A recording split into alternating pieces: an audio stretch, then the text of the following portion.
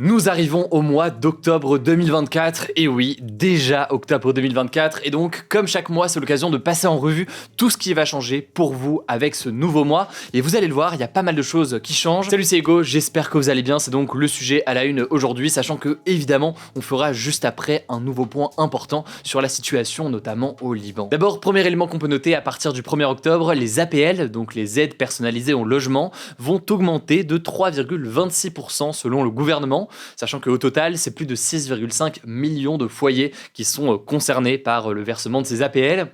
En fait, comme chaque année, ces aides, il faut comprendre qu'elles sont revalorisées, donc augmentées le 1er octobre, et ce notamment en fonction des prix des loyers au deuxième trimestre de l'année en cours. À noter par contre que le niveau de revalorisation de l'APL, ça dépend aussi de la ville du bénéficiaire, de sa résidence ou encore de sa situation familiale et de ses ressources. Là-dessus donc, je mets des liens en description pour en savoir plus, sachant que les allocations de logement familial ainsi que les aides au logement social vont elles aussi augmenter. Et autre augmentation que l'on peut noter, 850 000 retraités vont avoir aussi leur retraite qui va augmenter en moyenne de près de 51 € par mois, avec un rattrapage notamment des revalorisations qui n'avaient pas été versées pendant l'année écoulée. Alors s'il y a des retraités qui regardent cette vidéo, et je sais qu'il y en a parmi vous, ou alors si vous regardez pour vos parents ou vos grands-parents, si vous voulez savoir si vous êtes concerné ou pas, je vous mets un lien là aussi en description, un lien qui vous permettra de voir tout ça en détail. Autre changement, alors c'est pas vraiment un changement, c'est plus un rappel. Si vous êtes concerné, vous avez jusqu'au 17 octobre pour faire une demande de bourse de collège ou de lycée, et ce donc pour l'année scolaire 2024-2025. Cette aide, en fait, elle est attribuée aux familles les plus précaires pour assurer la scolarité des enfants, et elle permet d'obtenir entre 114 et 495 € pour les collégiens, et entre 474 et 1008 € pour un lycéen. Il faut savoir que cette aide, normalement, elle est attribuée automatiquement aux foyers qui sont bénéficiaires, mais si jamais c'est pas le cas et que vous voulez faire une demande ou voir si vous êtes éligible, eh bien vous pouvez regarder directement sur le site du gouvernement. Autre changement, cette fois-ci concerne tout le monde, et c'est peut-être quelque chose qui va soulager en quelque sorte nos téléphones. Je vous explique. À partir du 1er octobre 2024, les appels non authentifiés automatiques seront bloqués par les opérateurs. Alors qu'est-ce que ça veut dire? Concrètement, ça veut dire que les arnaqueurs ne devraient plus pouvoir passer des appels en prenant le même numéro qu'une vraie banque, par exemple, pour appeler ses clients. C'est une technique qui était possible jusqu'ici. Un arnaqueur pouvait donner l'impression qu'il avait le numéro d'un contact ou d'une banque que vous connaissiez. C'est une technique qu'on appelle le spoofing. Et donc pour mettre fin à cette pratique, c'est très simple. Les opérateurs téléphoniques, donc Orange, SFR, Bouygues, etc., vont devoir déployer un dispositif d'authentification d'origine des appels.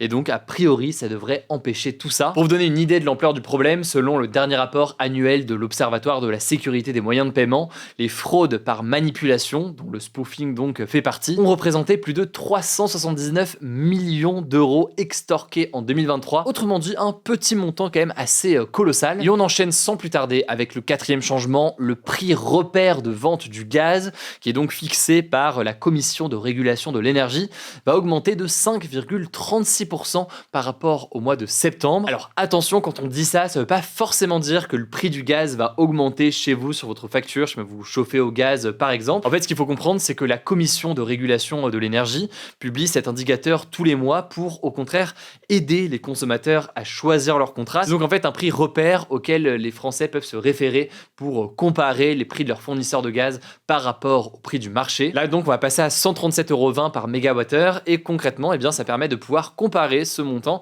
avec votre contrat, voir donc si vous êtes au-dessus ou en dessous de votre prix repère et faire des changements de contrat s'il faut. C'est peut-être donc le moment de faire un petit point sur votre contrat. Alors cinquième changement très rapidement, parce que ça concerne que Paris cette fois-ci, le périphérique parisien va passer à 50 km/h maximum au lieu de 70 km/h aujourd'hui.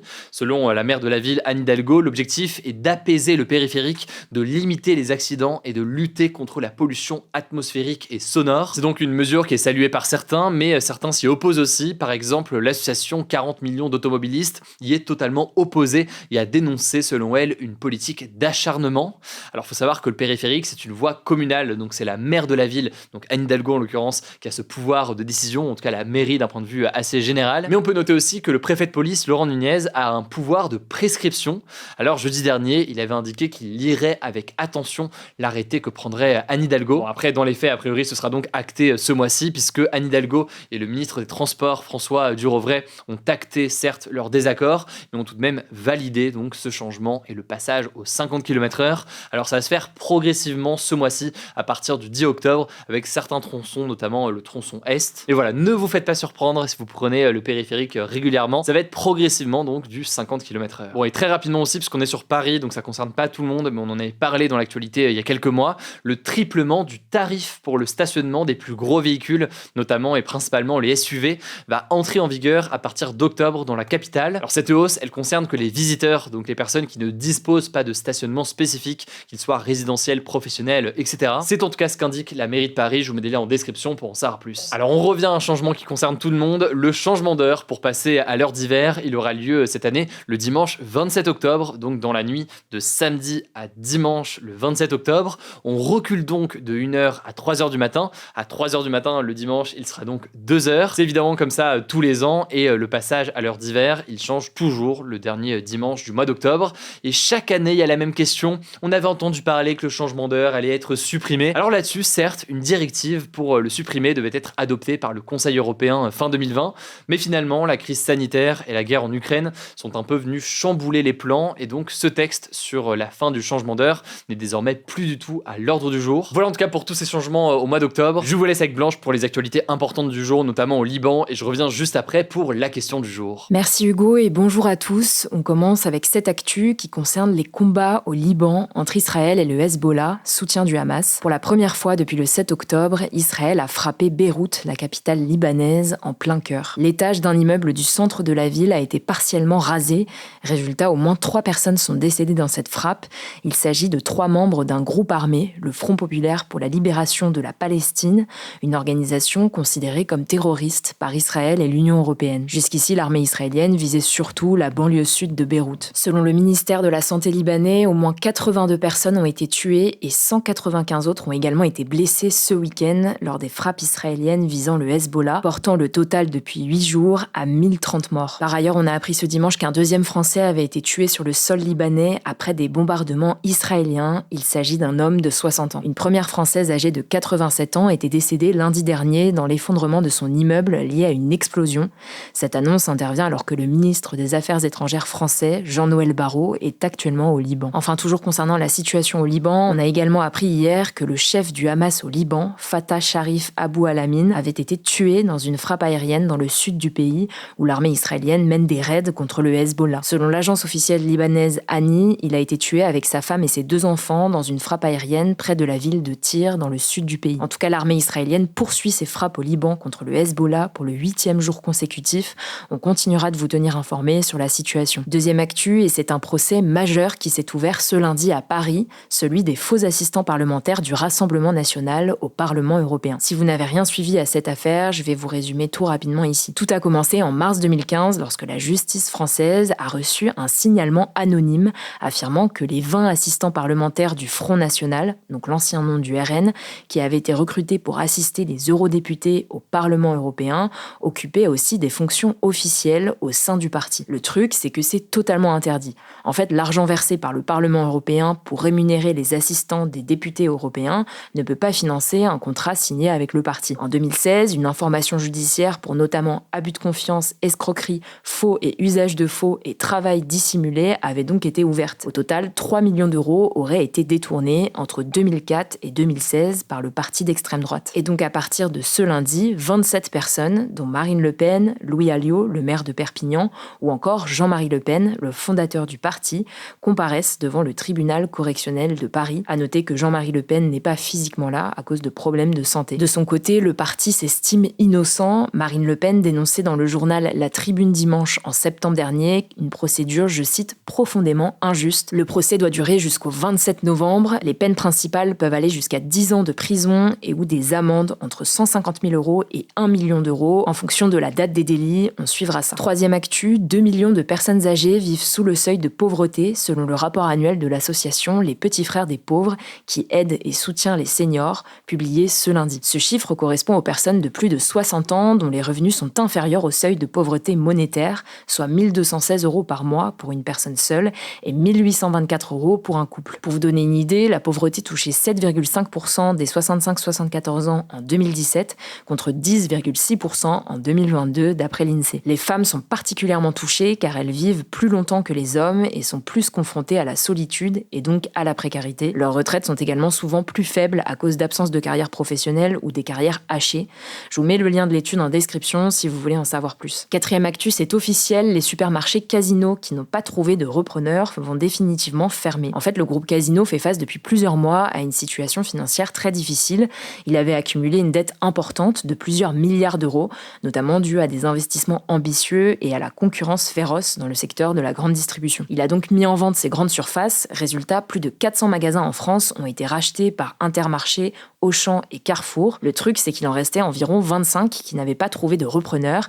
Et donc sur ces 25, 21 vont définitivement fermer leurs portes et près d'1 millier de personnes vont être licenciées. Je vous mets des articles avec la liste de ces magasins en description. Cinquième actu au Népal, un pays d'Asie situé entre l'Inde et le Tibet.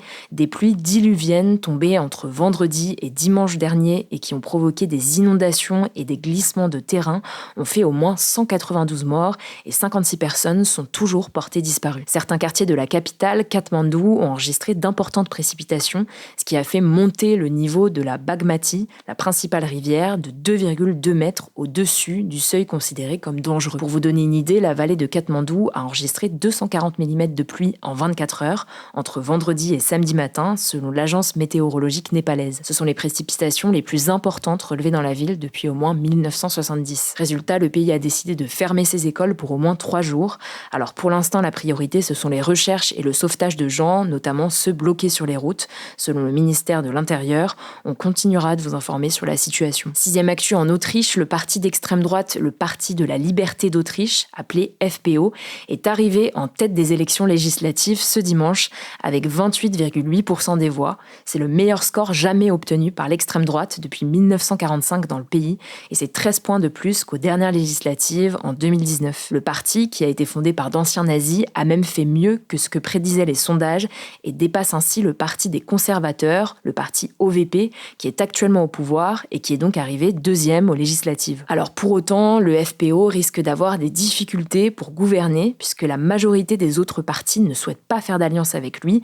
En tout cas en France, Marine Le Pen a salué ce dimanche cette victoire et y voit, je cite, le triomphe des peuples. Et on termine avec cette actu sportive. Le footballeur français Antoine Griezmann, champion du monde en 2018, a annoncé ce lundi dans une vidéo publiée sur X qu'il prenait sa retraite internationale. À 33 ans, l'attaquant de l'Atlético Madrid ne jouera donc plus en équipe de France après 137 sélections et 44 buts avec les Bleus. Cette annonce intervient 3 jours avant la liste de Didier Deschamps, le sélectionneur de l'équipe de France, pour le prochain match des Bleus en octobre. Merci beaucoup Blanche pour les actualités en bref. Alors la question du jour c'est la suivante. Comment est réparti le temps que vous prenez pour la réalisation d'une vidéo? Par exemple, combien de temps de tournage, de montage, etc.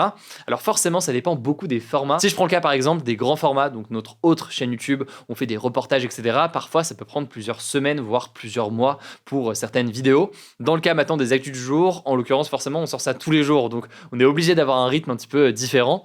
Concrètement, on choisit le sujet en général dans la matinée, puis on travaille sur l'écriture avec l'équipe de journalistes. Le tournage en général il se fait dans l'après-midi, même si évidemment tout ça peut dépendre en fonction de l'actualité. Il y a des évolutions, donc il faut rester vigilant à ce qui se passe dans l'actu. Mais ça permet d'avoir du temps du coup pour le montage et ça sort du coup au quotidien comme ça à 20h, puisque pour l'instant et depuis quelques jours, vous l'aurez remarqué, on publie à 20h. On essaie de voir si ça fonctionne mieux ou pas, donc on vous dira ce qu'il en est. En tout cas, pour poser vos questions, ça se passe directement dans les commentaires sur YouTube ou alors sur Spotify, notamment via l'outil sur Spotify. Et puis ça me permet de vous dire que vous pouvez suivre ce format directement sur toutes les applis de podcast. N'hésitez pas à vous abonner, ça permet de nous soutenir et pour vous d'avoir l'actualité directement en version audio. Prenez soin de vous, prenez soin de nos proches et puis je vous dis du coup à demain pour une nouvelle vidéo.